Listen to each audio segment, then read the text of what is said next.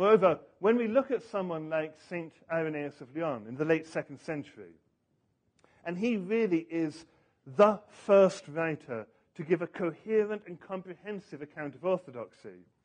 And so he, more than anybody else, has become the bogeyman of those who have proclaimed the gospel of diversity. Charles Hill, in a recent book called Who Chose the Gospels, which does the same kind of thing as Kostenberger does, has got 2 chapters, one on the ugly Irenaeus and one on the lonely Irenaeus. The ugly Irenaeus because, for much modern scholarship, Irenaeus is an ugly figure depicting this patriarchal power, this authoritative stamp of orthodoxy, and it's something they simply don't like. And for others, it's the lonely Irenaeus because within this gospel of diversity, surely he must just have been one voice and therefore a lonely figure rather than representing a broad swathe of the church. So they really don't like Irenaeus. He's a person I did my early work on and I still read every year and still find ever more in him. Okay. When we turn to someone like Irenaeus, and again, he is the first person really to give a very clear, coherent account of orthodoxy, of Catholicism, of tradition, of canon, of scripture, of how it all fits together. The first person to write a work called Against the Heresies. There's some early writings that are now lost, but he's the first one we've got extant. When we look at his works, we will find actually that those whom he describes as heretics are precisely those who left the church of their own accord, rather than through episcopal condemnation. They left the church of their own accord, left the great church of their own accord. The great church being the expression of Galen in the middle of the 2nd century for the broad range of the common church that he could see. The heretics left the church of the great church to found their own churches.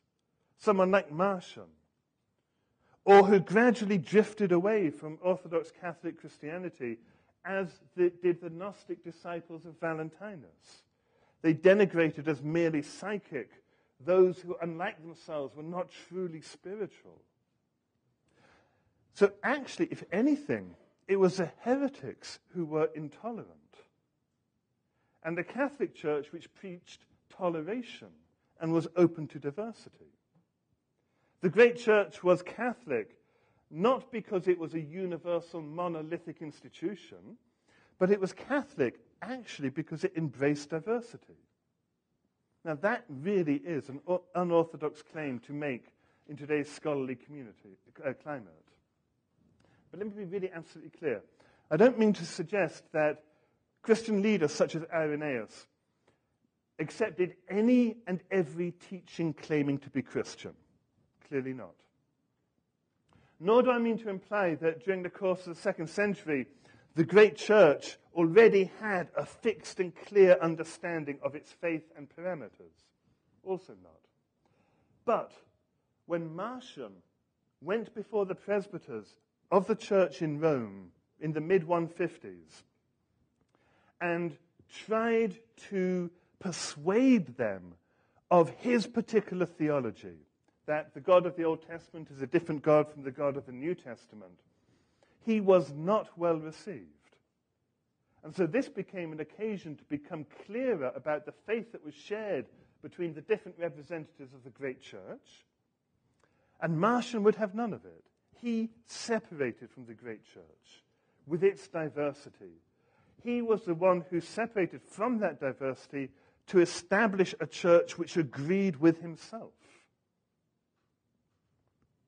It's really striking. So the actual picture is the other way round than it's depicted. Yeah? The heretics are the intolerant ones, not able to cope with other people having different voices in a conversation together. And when they encounter that and they realize that other people may not share their opinion, they go and separate themselves to form a church by themselves with people who happen to agree with them. And they go and do their own thing.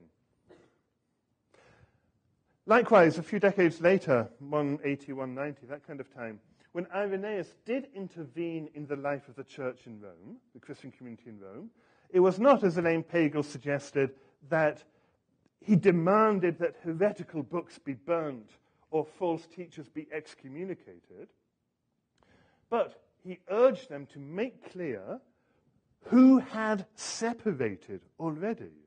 Be clear about those who have separated and mark the boundary with that. They have separated, and while recognizing their separation, he urged tolerance and acceptance of diversity among those who remain together. For instance, in his letter to Pope Victor regarding a celebration of the Pascha, he writes that our diversity in practice confirms our unity in faith. Okay? Open to diversity within certain parameters, but a diversity which expresses a commonality of faith. So it was this great church that was precisely the place in which diversity was recognized as being an integral element of its Catholicity. Catholic because universal, because embracing all. Some, such as Marcion, were not able to endure that, and they departed from that broad body. They were not cast out. The church at that point had no organ for excommunication. He departed from that broad body after his attempts at reformation were not received. Others gradually drifted away, such as Valentinus, considering themselves possessors of higher knowledge. So splits happened in the early church, and people went off and founded their own sects and heresies and so on. But they did so in order to keep with what they think rather than taking part in a broader conversation. These splits and these tensions helped the great church clarify and identify itself and its shared basis. Its shared basis as a community of interpretation, a community of ecclesial practice, a community with this conversation. So rather than thinking of this community of conversation, this community of interpretation, in terms of a static apostolic deposit, which is given down to the first bishop by the apostles and then simply preserved intact over generations in the way that is often depicted, it's better actually to think in terms adopted from Irenaeus, terms of a symphony. It's a symphony, it's a conversation, it's a melody. It's a symphony comprised of different voices throughout time, each lending themselves to the melody being played with different timbres, different tonalities, different inflections, and different themes. And each voice in turn being shaped into that melody. And that image of a melody is actually a really attractive one, because it also means that the symphony is not constructed by any individual voice, as Marcion's single note might be. Okay? The symphony is not constructed by any individual voice, but is governed by its own rhythms and its rules, as everyone learns how to take part in it. So that, one can say, as Irenaeus says, it's God who has harmonized us to the symphony of salvation. So, the question of orthodoxy and diversity in early Christianity is not what it's depicted in much of the modern literature. In fact, it's the other way around. Okay?